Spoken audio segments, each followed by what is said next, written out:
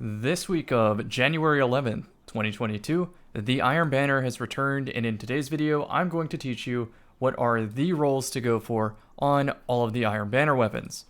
So starting off from least desirable to most desirable is the Finite Impactor.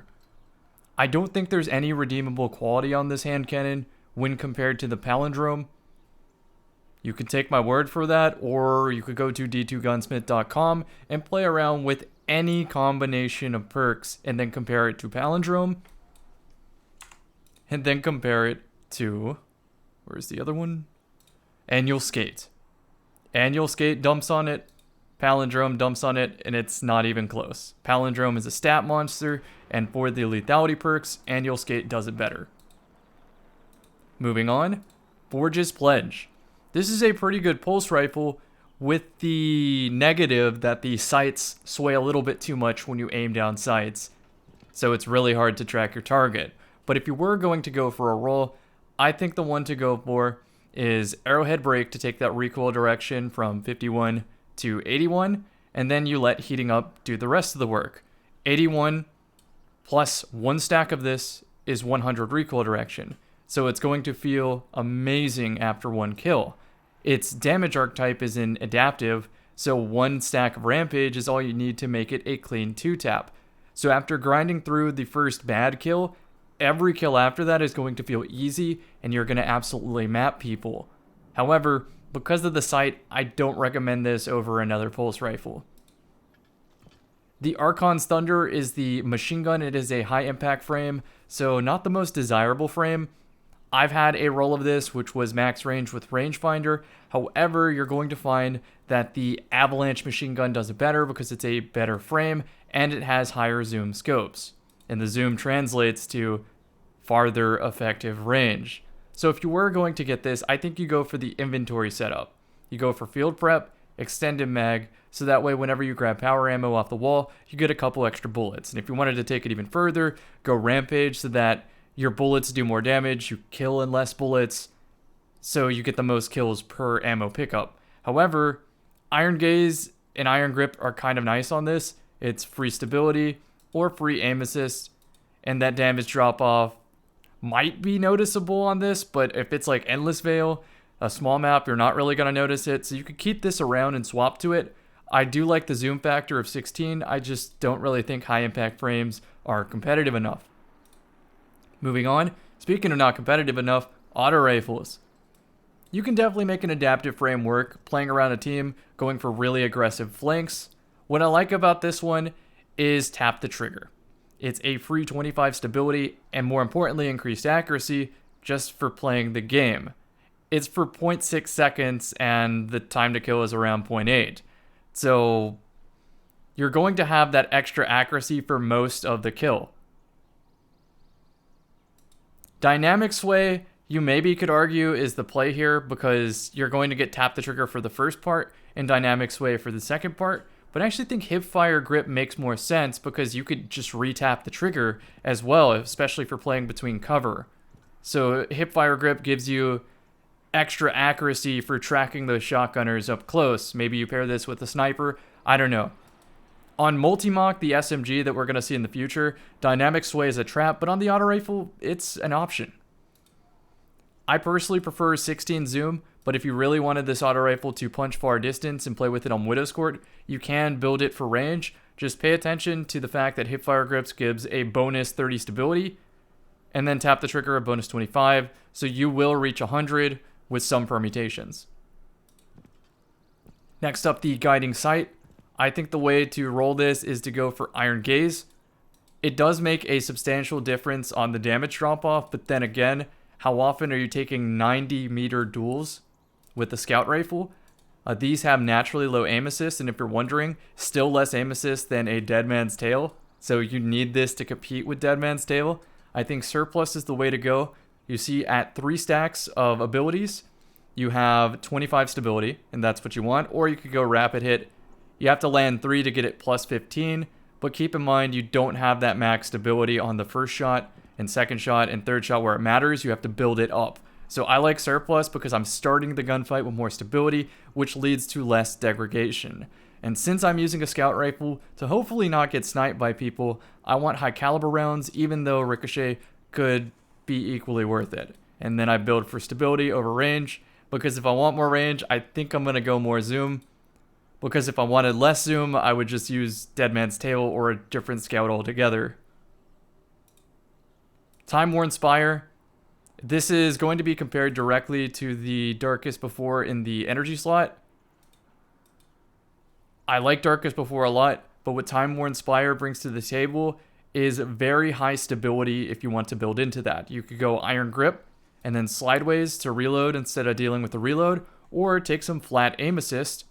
So 79 plus the 10 that you get for moving target plus a helmet is nearly max aim assist, and you will feel that in gunfights. I like going high caliber rounds because of the bullet output of this will definitely flinch a sniper. And if you want to punch the range out, this does have zoom, so you can build into zoom.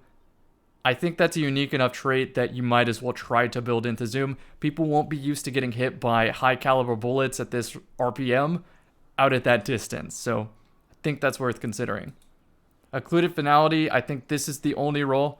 There are PvE roles. This is more of a PvP centric video. So let's talk about this. Range at 82 when you build for max handling. That means it has 100 range on the first shot, which means max accuracy. Then plus 20 aim assist on opening shot, so that aim assist goes up. Since this is a very high zoom sniper at 58, it gets much better, let's say magnetism, just for argument's sake. And then ricochet rounds, not only for stability, but because it bounces off of surfaces, which means you might miss somebody and hit somebody you didn't expect by bouncing a bullet around the wall. Or if you have extra ammo, just keep dumping bullets around the corner. I've had many trials cards ended because of this sniper rifle on the enemy team. So it definitely works. But with the zoom like that, you kind of have to commit to this being your only sniper rifle. It is a telescope. I think Cool Guy has an excellent review. Moving on, Reese Walker shotgun. This one is comparable to the Wastelander. I have that equipped right now, a PvE roll. This one's comparable. I think what sets it apart is hip fire grip. You get extra aim assist, most importantly, when firing from the hip. And there are a lot of shotgun players who only fire from the hip. So combo that with Iron Reach for flat range, Assault Mag for a faster RPM, and then Full Choke for those emergency situations where you need to punch out farther, and I think that's the play. However, you can go for Quick Draw if you cannot fit the Quick Charge mod on your armor. Should probably show you in-game.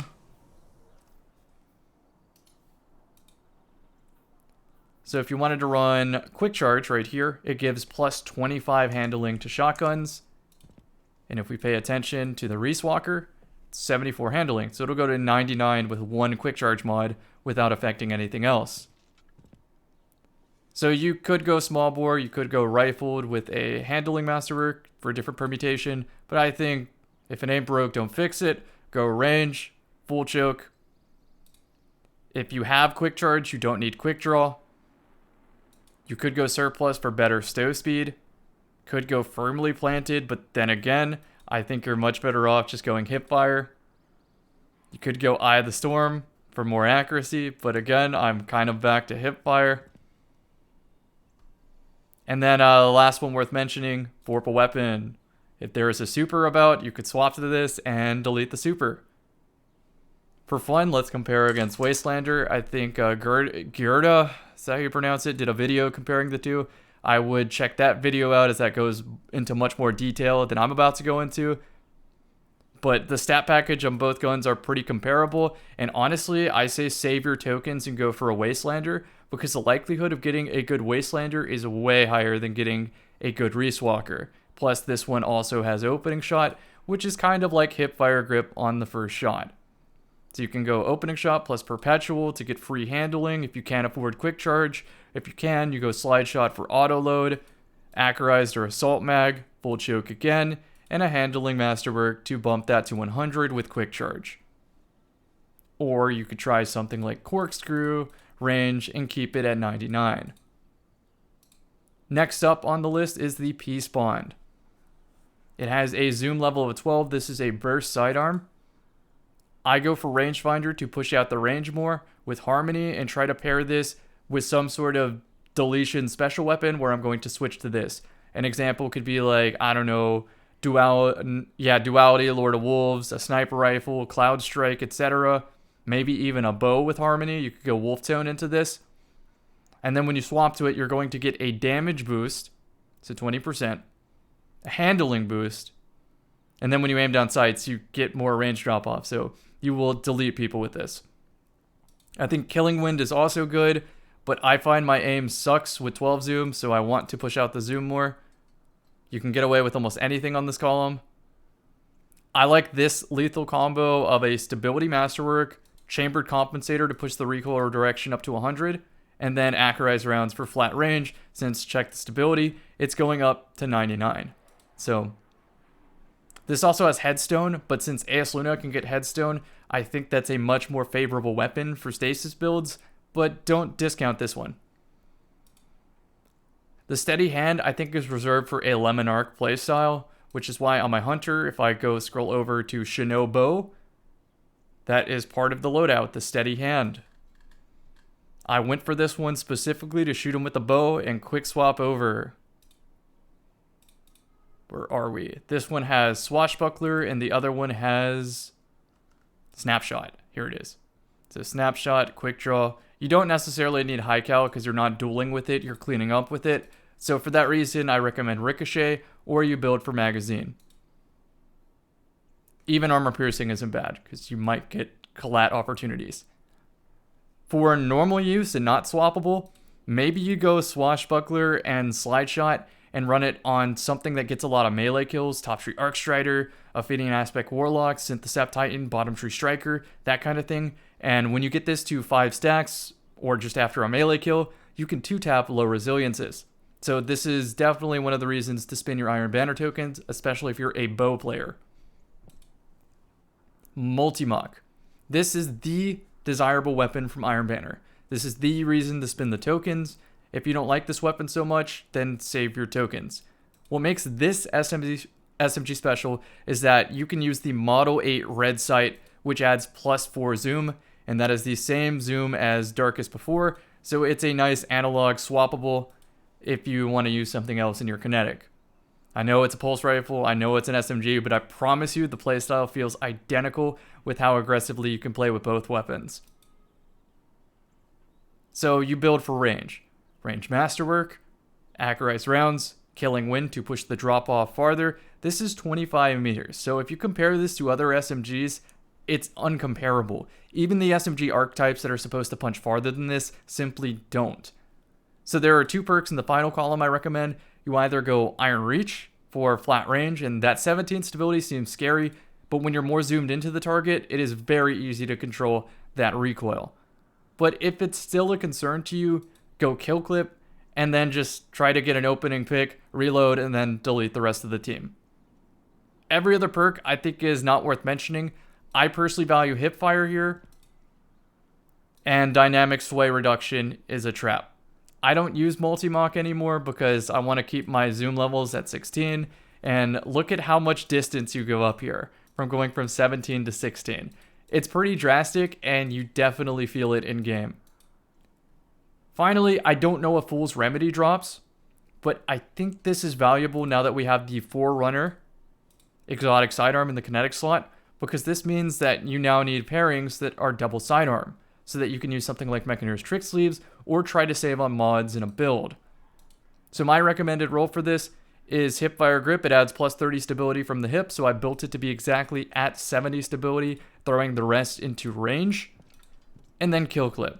So the idea would be you lead with Forerunner, and when you're damaged, you switch to this for the cleanup, then you Kill Clip while you have the damage booster out, and annihilate somebody in close quarters, or just switch back to Forerunner and take your damage boost.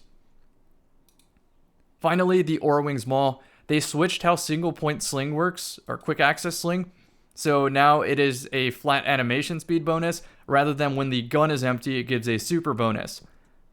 I should say a faster bonus. So to emulate that again, I would recommend you go in for Threat Detector or Pulse Monitor. I like Threat Detector because it helps combat invisibility players, where you pull the weapon out and it alerts you when they're near you. And I'm building this for swap speed. So think like shoot an Aurawings Maul, clean up with the dead man's tail. And it automatically reloads in the back pocket. Definitely the best perk. This has some merit in PvE. However, I think the Vanguard Strike grenade launcher is much better. And I don't know for sure if this drops. I hope this video makes it a little bit more clear as to what weapons to go for. But you also wouldn't be missing out on much if you just saved your tokens. I know high stat roll armor can come from the Iron Banner. I know that this drops Pinnacle gear, but you might be better off saving tokens for a future Iron Banner weapon rotation. Or maybe it's too risky and they're going to change the way the vendor works and make the tokens go away anyway, and you're going to spend the tokens anyway. So it's really up to you. I think I'm personally going to be saving these because there's nothing that I want or need here.